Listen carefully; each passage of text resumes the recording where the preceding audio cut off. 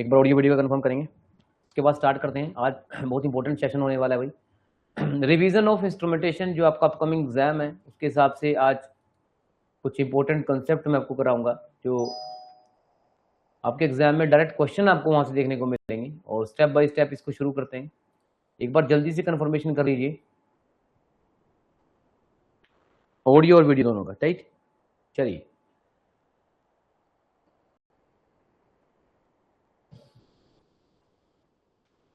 तो first slide आपको दिख रही होगी। सबसे पहले हम बात करेंगे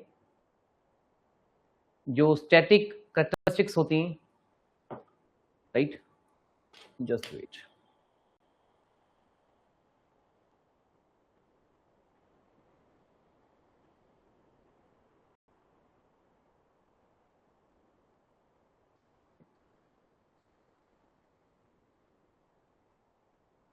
हम इंस्ट्रूमेंट की बात जब कर रहे हैं तो हम कैरेक्टरिस्टिक्स की बात करेंगे, और जिनके अंदर हमारे पास सबसे जो पहला पॉइंट है, एक बार जल्दी से कंफर्म करेंगे, स्टैटिक कैरेक्टरिस्टिक्स। तो डियर स्टूडेंट्स, आप ध्यान से सुनिए कि एक एक्यूरेसी टर्म होती है, एक परसिशन होती है, एक सेंसिटिविटी होती है, एक रेजोल्यूशन होता है, लिनियरिटी होती है, ड्रिफ्ट। आगे चलकर ये सारी चीजें मैं डिटेल में डिस्कस करूंगा। अभी देखिए, आप एक पॉइंट समझिए कि एक्यूरेसी का मतलब क्या है। ये फिर से रिपीट होगा क्वेश्चन में। एक्यूरेसी मतलब आप degree to which the measurement confirm to the true value और is it acceptable or not. देखिए, हमारे पास दो वैल्यू होती है, एक होती है मेजर्ड वैल्यू और एक होती है ट्रू वैल्यू। मेजर्ड वैल्यू और ट्रू वैल्यू के डिफरेंस को ही हम एरर बोलते हैं, राइट। तो हम इनका डिफरेंस निकाल लेंगे, वहां से एक एरर आ जाएगा। पर हम ये कह रहे हैं कि अगर मेजर्ड वैल्यू, जैसे मैं बोल रहा हूँ मेजर्ड वैल्यू आपकी 75 है और ट्रू वैल्यू भी 75 है जो आपने अज्यूम की थी, सोल्व की है, तो वो अगर जीरो आ रहा है तो यू आर 100% एक्यूरेट। तो ये एक्यूरेसी हमें ये बता रही है कि कितना हम ट्रू वैल्यू के पास है, हमारी मेजर्ड वैल्यू कितने ट्रू वैल्यू के पास है, और एरर कितना आ रहा है, जीरो। अब नेक्स्ट है परसिशन। अब परसिशन का मतलब अलग है। परसिशन का मतलब एक्यूरेसी नहीं है, ये अलग चीज है। कुछ स्टूडेंट समझ रहे हैं कि सर परसिशन भी एक्यूरेसी होती, नहीं। ये तो ये चीज है कि degree of agreement among multiple measurement, मतलब आप कितनी नंबर ऑफ मेजरमेंट रीडिंग ले रहे हैं, कितनी नंबर ऑफ, वही आपकी रिपीटेबिलिटी है या रिप्रोड्यूसिबिलिटी है। ये उस पर्टिकुलर रीडिंग जो आप ले रहे हैं उसकी एक्यूरेसी तो बता रही है। It is not guarantee that it is overall accuracy. जो आप रीडिंग ले रहे हो उसकी रिपीटेबिलिटी है, रिप्रोड्यूसिबिलिटी है, it is not overall accuracy, right. इसको आप रिपीटेबिलिटी और रिप्रोड्यूसिबिलिटी प्रॉपर्टी से भी जानते हैं। It is sometime called precision accuracy. Precision आप इसको खाली बोलिए। सेंसिटिविटी, रेजोल्यूशन, इस पे मैं कॉन्सेप्ट कराऊंगा। ड्रिफ्ट पे बताऊंगा आपको कॉन्सेप्ट, ये क्या चीजें होती हैं। एक बार आगे भी देखिए, स्ट्रेसेस आएगा, डेड जोन आएगा। डायनेमिक कैरेक्टरिस्टिक्स फिर क्या होती है dear students. Dynamic, speed of response, fidelity और मेजरमेंट लैग। एक बार आप जब आप ये नोट्स पढ़ोगे, एक एक लाइन में मैंने यहाँ सारा लिखा है। दो तरह की कैरेक्टरिस्टिक्स होती हैं, स्टैटिक और एक होती है dynamic characteristics of instruments error. Instrument जब आप स्टडी करोगे तो यहां पर जैसे एक हेडिंग बनाया गया है डिजायरेबल, मतलब क्या क्या कैरेक्टरिस्टिक्स हमें एक इंस्ट्रूमेंट के अंदर डिजायरेबल होती हैं। हमें स्ट्रॉन्ग एक्यूरेसी चाहिए, नंबर ऑफ टाइम हम रीडिंग लेंगे तो हमारी एक्यूरेसी इंप्रूव होगी। परसिशन, सेंसिटिविटी हमें हमेशा चाहिए। सेंसिटिविटी का कॉन्सेप्ट ये होता है कि कितना मिनिमम इनपुट को आप डिटेक्ट कर सकते हो, कितना मिनिमम इनपुट को आप, कितना आप मिनिमम इनपुट को आप डिटेक्ट कर सकते हो। सेंसिटिविटी का एक और कॉन्सेप्ट आपको मैं बताऊंगा, सॉरी रेजोल्यूशन होता है वो तो। सेंसिटिविटी होता है कि जो इंस्ट्रूमेंट कितने नोटिस करता है स्मॉल चेंज को। तो मैं डिटेल में आज की क्लास में डिटेल कॉन्सेप्ट कराऊंगा, the detail concept regarding the sensitivity, right. Resolution का फॉर्मूला बताऊंगा, उस पर न्यूमेरिकल कराऊंगा, वो भी आपने करना है। और रिप्रोड्यूसिबिलिटी तो यही है कि आपने सेम रिजल्ट को डिफरेंट कंडीशन में कितनी बार टेस्ट किया है, राइट। चलिए, तो एक बार यहाँ हेडिंग बनाएंगे, यहाँ पर हेडिंग बनाएंगे कि जो आपको ये इस टाइम एक्यूरेसी है, परसिशन है, सेंसिटिविटी है, रेजोल्यूशन है, these all are called desirable characteristics। Further एक और टॉपिक है अनडिजायरेबल। ड्रिफ्ट नहीं होना चाहिए, डेड जोन नहीं होना चाहिए, एरर नहीं होना चाहिए, बैकलैश नहीं होना चाहिए, नॉइस नहीं होना चाहिए। ये सारी कैरेक्टरिस्टिक्स आपकी अनडिजायरेबल कैरेक्टरिस्टिक्स में आती है। किसमें आती है, अनडिजायरेबल, राइट। आगे कॉन्सेप्ट सारे आएंगे, इसलिए मैं थ्योरी नहीं पढ़ रहा हूं अभी। ओके, अब एक बहुत कोर कंसेप्ट है, एक होता है एरर इज कांस्टेंट, एक होता है relative error is change. Very very important heading बना लो अगर आप आज नोट्स बना रहे हो। देखिए स्टूडेंट, एरर कांस्टेंट और रिलेटिव एरर का क्या कॉन्सेप्ट है ये आपको पता होना चाहिए। इससे पहले मैं एक चीज आपको दिखा दूं, एरर एक्चुअल में क्या है। देखो एरर का एक फॉर्मूला होता है, सिंबल सबसे पहले समझिए, इसको हम बोलते हैं, ये जो सिंबल है हमारा एब्सोल्यूट एरर है, और इसको हम मेजर्ड वैल्यू को अगर ट्रू वैल्यू में से माइनस कर दें तो हमारा एब्सोल्यूट एरर आ जाएगा। क्या आ जाएगा, ये पहली टर्म लिख लीजिए आज की क्लास की। अगर आप चाहो मेजर्ड वैल्यू को इससे लिखना, एम से लिखना, तो कोई दिक्कत नहीं है, आपको बस याद करना है। और ए टी है आपका ट्रू वैल्यू, आप चाहो इसको A M minus A T की तरह भी लिख सकते हो, A M minus A T की तरह भी लिख सकते हो। क्लियर है मेरी बात? इसको बोलते हैं एब्सोल्यूट एरर। एक बात नोट करना, ये जो एरर होता है ये कांस्टेंट होता है, ये कभी चेंज नहीं होता। अच्छा, दूसरी चीज, ये जो एरर होता है जो हमारा, जिसको मैं एब्सोल्यूट एरर बोल रहा हूं, इसकी वैल्यू प्लस भी आ सकती है और माइनस भी आ सकती है। कैसे भाई? देखो ये तो डिपेंड करेगा ना, मेजर्ड वैल्यू ट्रू वैल्यू कितनी कितनी है। आप मुझे ये बताइए, अगर आपकी ट्रू वैल्यू 75, कितनी है 75, और एक बार आपकी पहली आपने मेजर की कोई वैल्यू और मेजर करके आपने वो निकाल दी 78, तो आप मुझे बताइए एब्सोल्यूट एरर कितना बना, बताइए। मान लीजिए वोल्टेज में कुछ निकाला आप, तो एब्सोल्यूट एरर बना, फॉर्मूला है एब्सोल्यूट एरर का M V minus T V, M V minus T V. तो आप इसको बोल रहे हो 78 में से आप 75 माइनस कर दोगे तो आपको एरर आ गया +3 वोल्ट का एरर आ गया। इसको ये एक और रीडिंग ले लेता हूं, एक और मेजर्ड वैल्यू आपने ली, आप उसको ले लो डियर स्टूडेंट्स 72 वोल्ट, कितना ले लो 72 वोल्ट। अब फिर से आप एरर निकालो डायरेक्टली, ये होता है measured value minus true value, 72 को 75 में से माइनस करिए, आपको क्या मिलेगा -3 वोल्ट। अब फिर आप एक बार +3 आया, एक बार -3 आया, तो आपका जो ये जो जिसको मैं एब्सोल्यूट एरर बोल रहा हूँ, इसकी वैल्यू प्लस भी हो सकती है और माइनस भी हो सकती है। ये डिपेंड करेगा आपका मेजर्ड वैल्यू ट्रू वैल्यू का डिफरेंस किस तरह से है, प्लस में आ रहा है आंसर या माइनस में। जल्दी से बता दीजिए चीजें समझ में आ रही है कि नहीं आ रही, जल्दी से बता दीजिए चीजें समझ में आ रही है कि नहीं आ रही।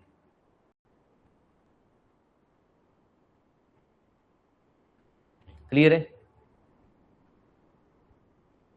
तो ये M V minus T V formula याद रखना, एब्सोल्यूट एरर हमेशा फिक्स होता है। तो फिर ऐसा कौन सा एरर है जो चेंज हो जाता है, चलिए उसकी बात कर लेते हैं। हालांकि यहाँ पर एक रिलेटिव एरर है, इसका भी लगे हाथ फॉर्मूला देख लो आप, क्योंकि ये काम आएगा आपको, और नेक्स्ट क्लास में मैं आप लोगों से लिखवा के देखूंगा सारे फॉर्मूले, जो लाइव ऑनलाइन ऑफलाइन जो भी स्टूडेंट्स हैं। एक तो इसका फॉर्मूला आपसे लिखवाऊंगा, सुन लो मेरी बात ध्यान से। अब नेक्स्ट फॉर्मूला मैं आपसे बोलूंगा, मुझे ये इसका आंसर निकाल के दो, इसका क्या फॉर्मूला होता है रिलेटिव एरर। इसका क्या फॉर्मूला होता है, देखो, measured value minus true value divide by true value.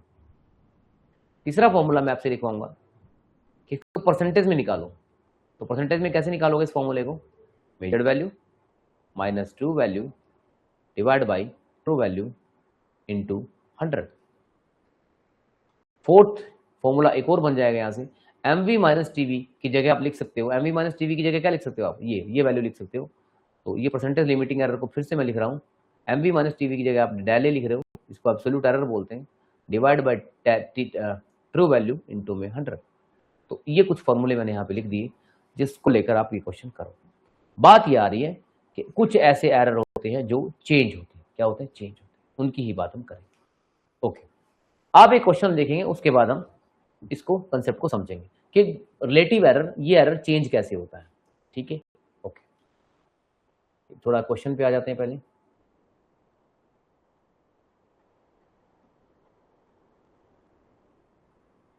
ये क्वेश्चन पढ़िए, very very important MCQ, very very important MCQ. देखिए, when instrument read half the full scale then error is, half the full scale. देखिए half the full scale का, sorry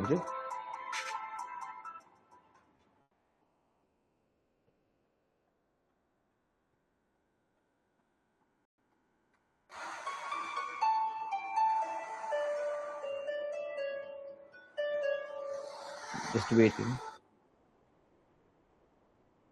हाँ जी,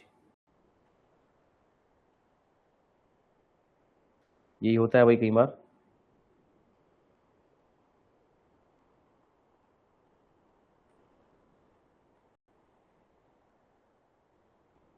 okay, क्या मैं इसमें बताना चाहता हूं आपको, इंस्ट्रूमेंट रीड कर रहा है, एक आपका वैल्यू रीड कर रहा है। देखिए, तो मैं इस पे क्वेश्चन भी कराऊंगा अभी आपको, न्यूमेरिकल भी कराऊंगा और नॉर्मल भी बताऊंगा। देखिए, जैसे मैं एक इंस्ट्रूमेंट दिखा रहा हूँ आपको, इंस्ट्रूमेंट दिखा रहा हूँ, ये एक इंस्ट्रूमेंट बना रहा हूँ यहाँ पे। ओके, तो यहाँ पे देखिए, ये देखिए, ये जो एरर की यहाँ पर बात हो रही है, when instrument read the half of the full scale then error is. देखिए, अगर हमारा जो एरर होता है, जो एरर हमारा चेंज हो रहा है, रिलेटिव एरर जो हमारा चेंज हो रहा है, तो हमारा यहाँ पर फुल स्केल वैल्यू आ रही है, यहाँ पर फुल स्केल वैल्यू आ रही है और यहाँ पर 0 है। तो जितना ज्यादा हमारा पॉइंटर फुल स्केल के पास होगा, उतनी ही हमारी एरर कम आएगी। जितना ज्यादा हम कोई रीडिंग लेंगे, जितनी ज्यादा वो फुल स्केल के पास होगी, तो उतना ज्यादा रीडिंग हमारी बेस्ट आएगी। मतलब अगर हम इस पॉइंट पे रीडिंग ले रहे हैं कोई, तो हमारी जो रीडिंग आएगी वो 100% एरर आएगा उसमें। और इधर जाकर रीडिंग बढ़ाते चले जाएंगे हम अपनी, तो हमारा एरर लास्ट में आके 0% हो जाएगा। मतलब रीडिंग के हिसाब से हमारा आंसर, फुल स्केल के पास एरर हमारा, जो डिवीजन के पास आते हैं तो एरर हमारा कम से कम आता है। ऐसे समझिए, एक इंस्ट्रूमेंट दे रहा हूं मैं आपको, जिसकी रीडिंग 50 एम्पियर है, वो 0 से 50 तक मेजर कर सकता है। एक इंस्ट्रूमेंट लिख रहा हूँ A1। एक और इंस्ट्रूमेंट ले लो जो 0 से 30 एम्पियर तक मेजर करता है। ये नया इंस्ट्रूमेंट है, दो एमीटर ले लिया हमने। तो मान लिया मुझे मेजर करना है 25 एम्पियर। अब 25 एम्पियर मैं मेजर करूंगा, देखो मेजर तो ये भी कर देगा और मेजर तो ये भी कर देगा, लेकिन किस केस में एरर कम से कम आएगा? अगर आप इस वाले इंस्ट्रूमेंट से मेजर करो, तो जो 25 एम्पियर है वो 30 एम्पियर के बिल्कुल पास आ गया, फुल स्केल के बहुत ज्यादा पास है। यहाँ फुल स्केल 30 है, यहाँ अगर मेजर करोगे, यहाँ फुल स्केल 25 और दूर है। अगर आप इससे 25 मेजर कर भी लोगे, तो फुल स्केल 25 और लेना पड़ेगा, क्योंकि 25 में 25 ऐड करोगे तभी ना 50 होगा। तो यहाँ तो सिर्फ आप फुल स्केल से कितना दूर हो, 5 यूनिट पीछे हो, और यहाँ कितना यूनिट पीछे हो फुल स्केल से, 25 यूनिट। तो जो A2 मीटर है, A2 वाला मीटर है, इसकी एक्यूरेसी हाई है और इसकी एक्यूरेसी लो है। जब आप हाफ फुल स्केल पे पहुंचते हो, तो एरर क्या होता है? मोर होता है। किससे? फुल स्केल एरर से। फुल स्केल एरर पे तो एरर 0 हो जाएगा। जब आप हाफ में, जब आप मुझे ये बताइए, अगर आप यहां पे मैं स्केल बना रहा हूं, ये स्केल है मेरा, यहां पे तो एरर 0 हो जाएगा, और यहां पे एरर कितना है? 100%। जब आप ऐसे से बढ़ते चले जाओगे फुल स्केल की तरफ, तो एरर घटता चला जाएगा। यहां पर जो एरर है इस पॉइंट पे, एक्स पॉइंट पे, और इस पॉइंट पे वाई पे जो एरर है, किसमें एरर ज्यादा आएगा? एक्स पॉइंट पे एरर ज्यादा आएगा, क्योंकि एक्स अभी वाई पे नहीं पहुंचा है। जब आपका पॉइंटर एक्स पे है, तो एरर मोर आएगा then Y point. Y last point पे एरर 0 हो जाता है। तो एक्स पॉइंट हाफ डिस्टेंस जब आप ट्रेवल करते हो, तो उस time more than the full scale error, ये आंसर बनना चाहिए। यही लिखा है, more than full scale error. आया समझ में? एक बार कमेंट करके बता दो, ये था भाई वो कॉन्सेप्ट, और इस कॉन्सेप्ट को आगे भी हम एलोबरेट कर सकता हूं अगर आप चाहो तो, ठीक है, लेकिन ये ऑन डिमांड होगा आप लोगों की, ठीक है। चलिए,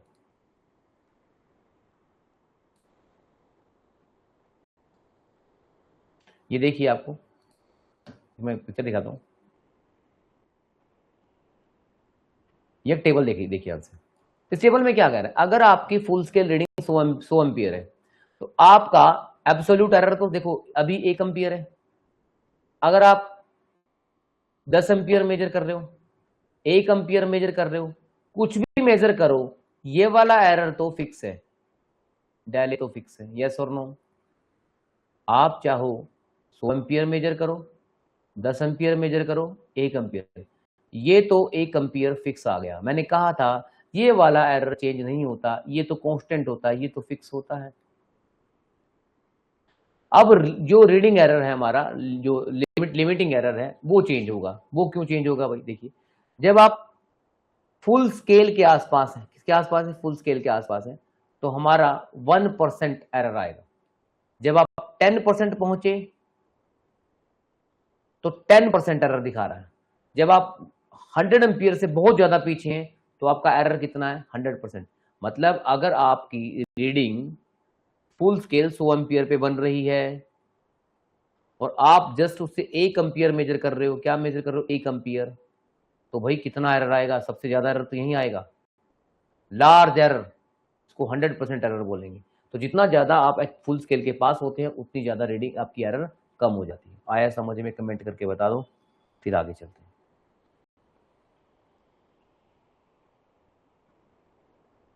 क्लियर है जी? तो ये कंसेप्ट था कोर कंसेप्ट, एरर कांस्टेंट और relative error change.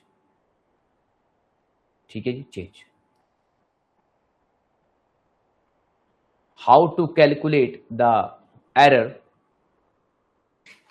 How to calculate the error, जो आप एरर कैलकुलेट करते हो उसके लिए मैं क्वेश्चन भी दूंगा आपको आने वाले टाइम में। ठीक है, ये मैंने आपके सारे यहाँ पर फॉर्मूले लिख दिए हैं और यहाँ पर एक क्वेश्चन आप कर सकते हो वहाँ पर बैठ के, अगर आप चाहो तो क्वेश्चन कर सकते हो। मैं आपको क्वेश्चन देता हूँ एक। देखिए, अगर एक इंस्ट्रूमेंट मैं आपको देता हूँ जिसकी रेंज है 0 से 300 वोल्ट और जो उसकी एक्यूरेसी है वो है 2%।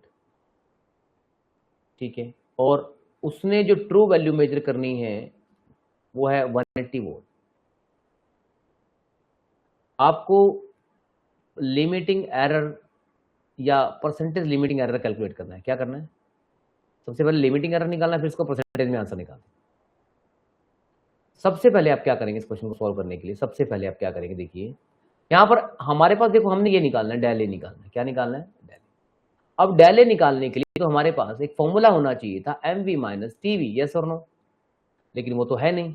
अब हम डेले का नया फॉर्मूला मैं आपको बताता हूँ क्या करना है। जो भी आपको फुल स्केल वैल्यू दे रखी हो, जो भी आपको फुल स्केल वैल्यू दे रखी हो, हाँ जी 300, इसको आप 2% के साथ मल्टीप्लाई कर दो। परसेंट का मतलब होता है 100, तो यहाँ कट गया, यहाँ से 3 बचा, तो डेले की वैल्यू आ गई 6। कितनी आ गई? 6।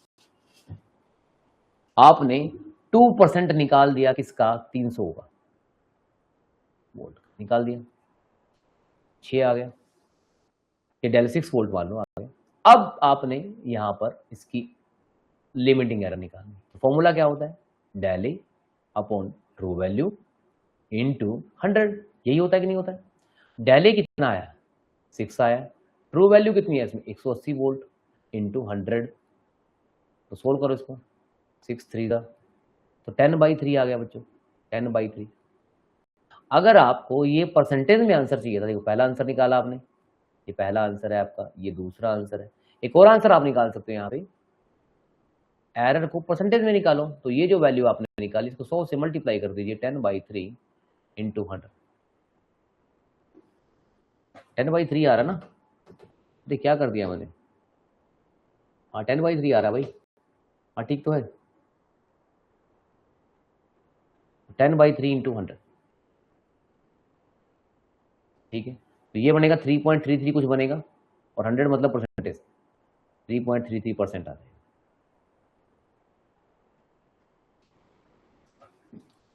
ठीक है जी, क्लियर हो गया क्वेश्चन? तो इस तरह से आपने ये क्वेश्चन करने हैं। ठीक, एरर कांस्टेंट का कॉन्सेप्ट करवा दिया, ये बता दिया आपको। अब आगे आते हैं रेजोल्यूशन और प्रोसेशन में। बहुत अच्छा कॉन्सेप्ट है रेजोल्यूशन और प्रोसेशन का। रेजोल्यूशन और प्रोसेशन का बहुत अच्छा कॉन्सेप्ट है। ठीक, इसको ध्यान से समझना होगा आप लोगों को। देखिए, एक तो पहले रेजोल्यूशन है क्या, मैंने कहा था ना कि स्टार्टिंग में मैं आपको सारे बताऊंगा। ये रेजोल्यूशन पता क्या चीज है? कितना आप फाइनेस्ट इंक्रीमेंट डिटेक्ट कर सकते हो और रीड कर सकते हो। कितनी छोटी रीडिंग आप ले सकते हो, कितनी छोटी से छोटी रीडिंग आप ले सकते हो, वो होती है इसकी रेजोल्यूशन। प्रिसिशन क्या होता है? कितना आप टाइटली ग्रुप करके रिप्रोड्यूसिबल मल्टीपल मेजरमेंट लेते हो। यहां पर आप फोकस करते हो कितनी छोटी से छोटी आप मेजरमेंट को एक्यूरेटली ले सकते हो।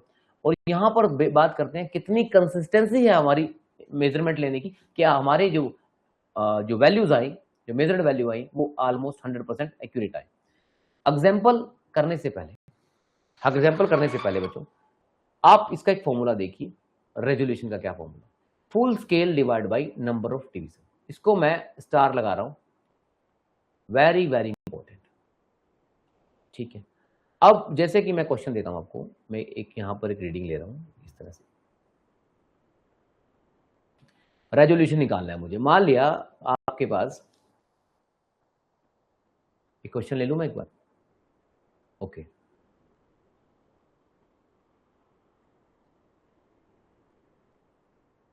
Full scale range, full scale मान लिया, फुल स्केल रेंज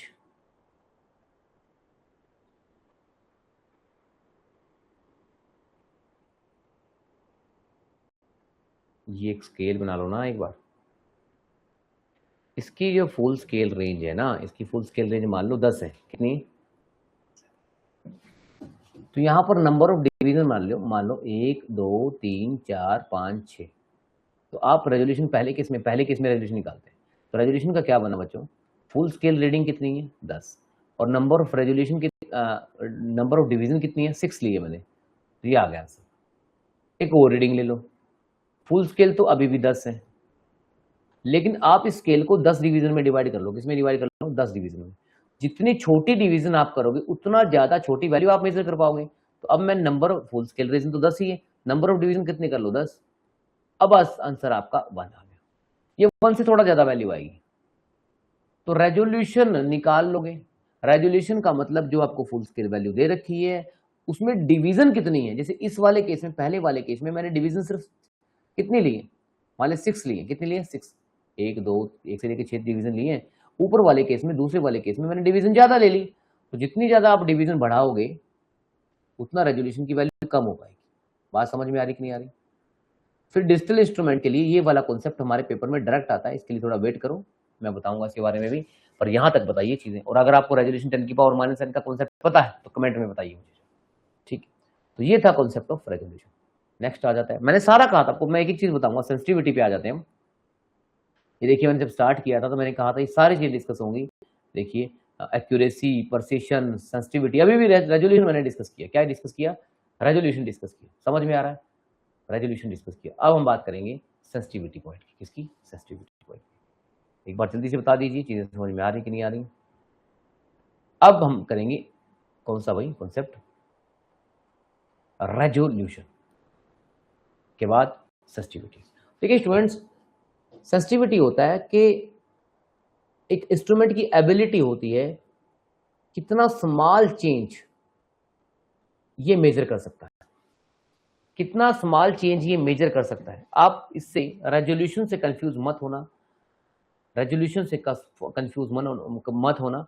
रेजोल्यूशन का कॉन्सेप्ट है full scale upon total number of division. उसका क्वेश्चन आपने कर लिया। अब जब सेंसिटिविटी का क्वेश्चन करोगे आप खुद कहोगे ये आ गया समझ में। क्या क्या कॉन्सेप्ट है? देखिए कि आपका सेंसिटिविटी का मतलब है आपकी आउटपुट में क्या चेंज आया है और इनपुट में क्या चेंज आया है, वो चेंज को बताता है सेंसिटिविटी। चेंज क्या बता रहा है? चेंज। देखिए, ये तो फॉर्मूला तो आप याद कर लेंगे, S = y/x, फॉर्मूला याद कर लेंगे। देखो आपको मैं एक रीडिंग दे रहा हूं, मैं इधर भी लिखा हुआ है। मान लिया किसी इंस्ट्रूमेंट में करंट की वैल्यू है 0। तो अभी जो पॉइंटर है ना वो डिफ्लेक्ट नहीं हुआ। अभी कहाँ है पॉइंटर? सबसे पहले पॉइंटर कहाँ होता है? 0 डिग्री पे होता है। तो जो पॉइंटर का जो एंगल बना है ना वो 0 डिग्री बना है। कितना बना? अगर करंट आपने 0 दिया तो पॉइंटर डिफ्लेक्ट होगा ही नहीं। तो आपका जो डिफ्लेक्शन है पॉइंटर का वो 0 है। फिर थोड़ी देर बाद आपके करंट बढ़ा के 2 एम्पीयर कर दिया। क्या कर दिया? 2 एम्पीयर। अब पॉइंटर डिफ्लेक्ट होके कहाँ चला गया? 5 डिग्री पे चला गया। थीटा कहाँ पहुंच गया? 5 डिग्री पे। मतलब ये पॉइंटर मूव करके कहाँ पहुंच गया? यहाँ पे पहुंच गया। ये जो एंगल बना है मान लिया 5 डिग्री है।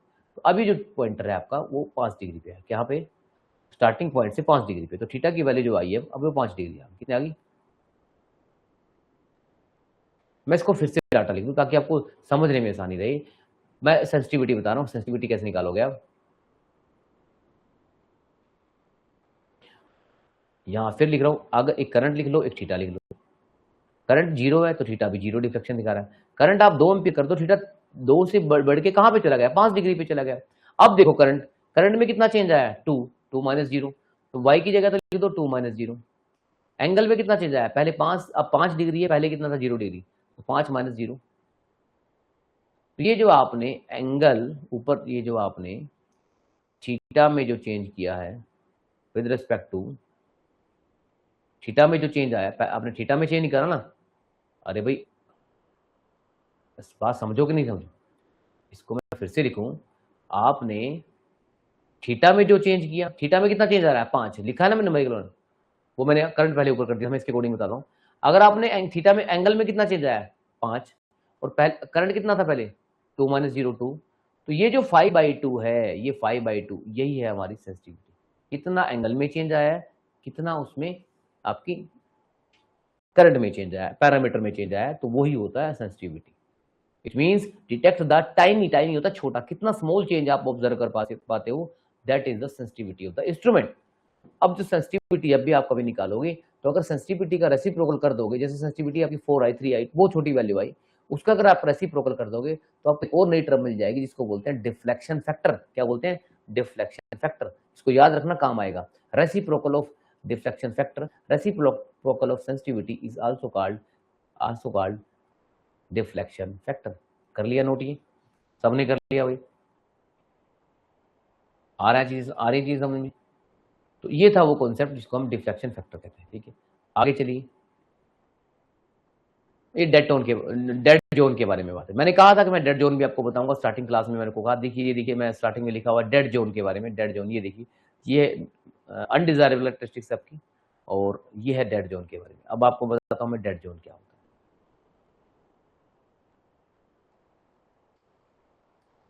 ओके, यहां तक चीजें ठीक है भाई? कोई दिक्कत तो नहीं है किसी को?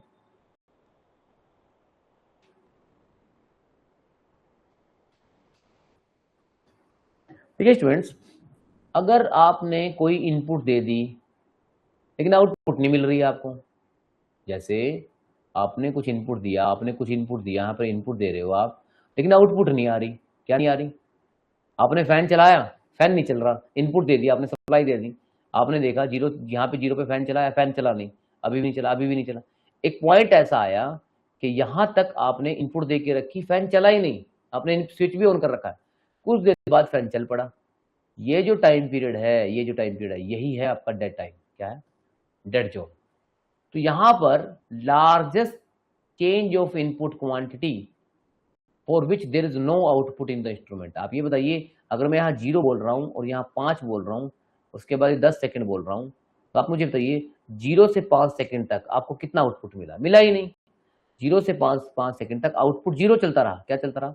यही होता है हमारा क्या? Dead zone.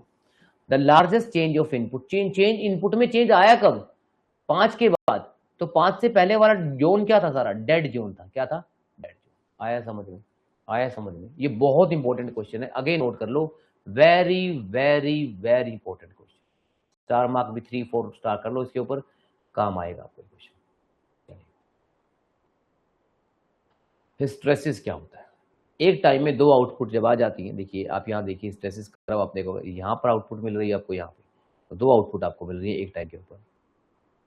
स्ट्रेसेस आपने फेरोमैग्नेटिक मटेरियल का स्ट्रेसेस करो भी देखा होगा, इसमें दो आउटपुट आपको मिलती हैं, लोडिंग में और अनलोडिंग। तो बेसिकली डियर स्टूडेंट्स, आउटपुट जो आती है यहाँ पर इंस्ट्रूमेंट की, वो इंक्रीजिंग के दौरान भी आपको देखो, जब आउटपुट बढ़ रही है तब भी मिल रही है, और जब वापस आया ग्राफ तब भी मिल रही है। तो एक टाइम में दो बार आउटपुट आपको मिल रही है। ठीक है, it means give two different output. यही कंसेप्ट को हम बोलते हैं हिस्ट्रेसिस। क्या बोलते हैं? हिस्ट्रेसिस। क्या बोलते हैं?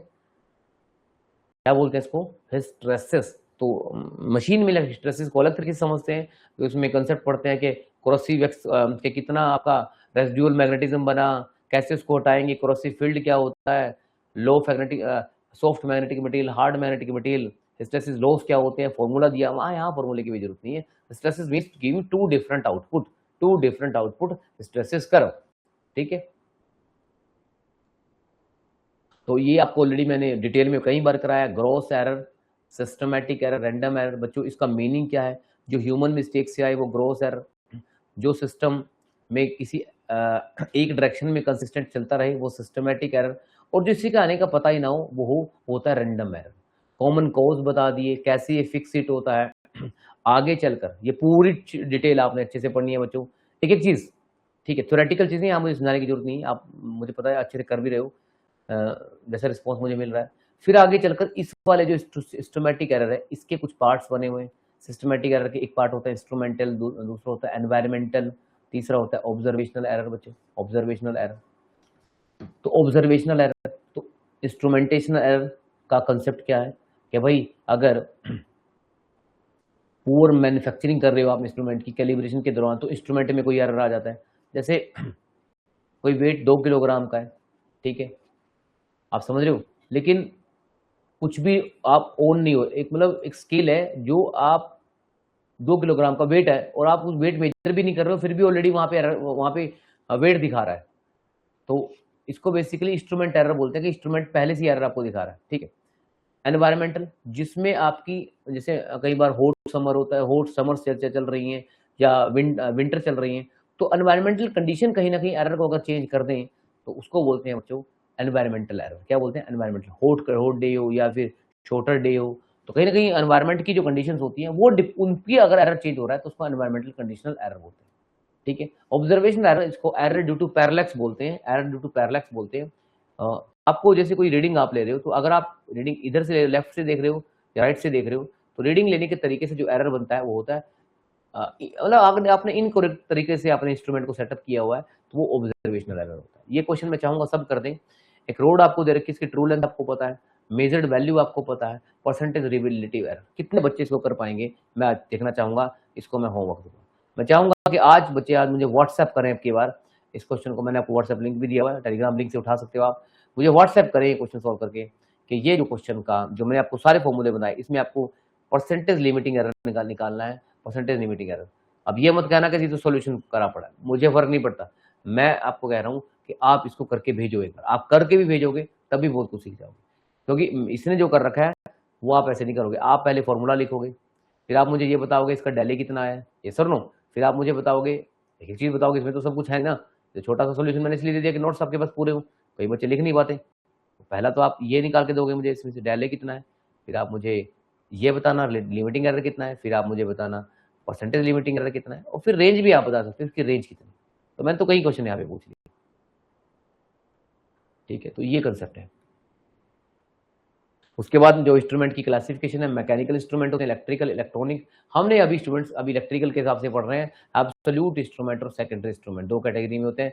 एनालॉग सेकेंडरी इंस्ट्रूमेंट के आगे पार्ट है एनालॉग और डिजिटल इंस्ट्रूमेंट। हमारे सिलेबस में जो मेरे लेटेस्ट अभी सिलेबस में अपकमिंग टॉपिक्स हमारे आएंगे वो है डिफ्लेक्टिंग टाइप इंस्ट्रूमेंट और null type instrument. Potentiometer, AC DC bridge हम पढ़ने वाले हैं। डिफ्लेक्टिंग इंस्ट्रूमेंट में इंडिकेटिंग इंस्ट्रूमेंट होगा, इंटीग्रेटिंग इंस्ट्रूमेंट होगा और रिकॉर्डिंग इंस्ट्रूमेंट होगा। इनके एग्जांपल्स, इनके प्रिंसिपल, इनके काम करने के टॉप्स, वो सब हम पढ़ने वाले हैं यहाँ तक की क्लास में।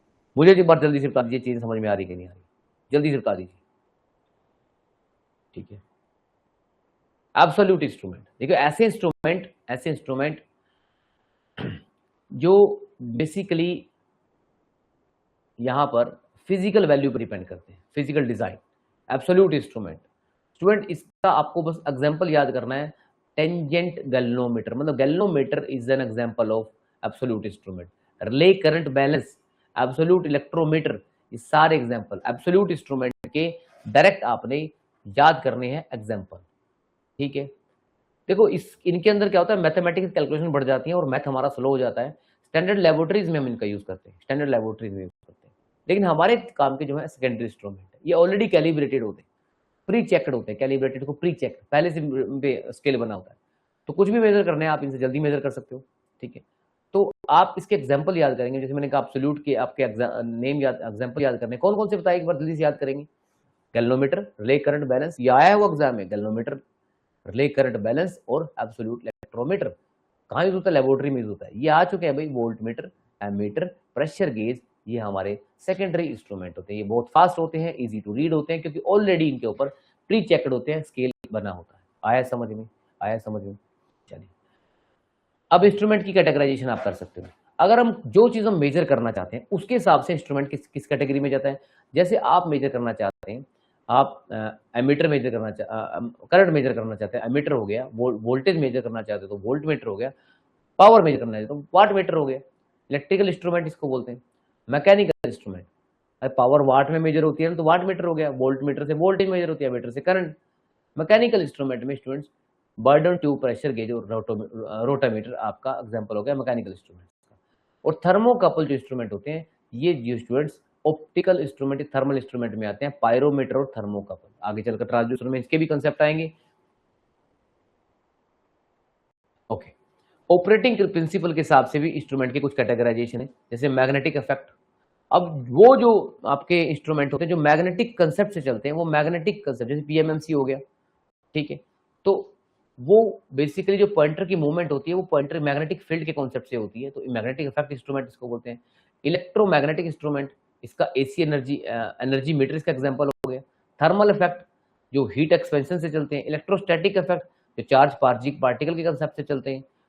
पाइजोइलेक्ट्रिक जो स्ट्रेस प्रोड्यूस करते हैं बाई क्रिएटिंग वोल्टेज, मतलब फोर्स से वोल्टेज वहां पर प्रोड्यूस होती है, पाइजोइलेक्ट्रिक मटेरियल उनको बोलते हैं, राइट।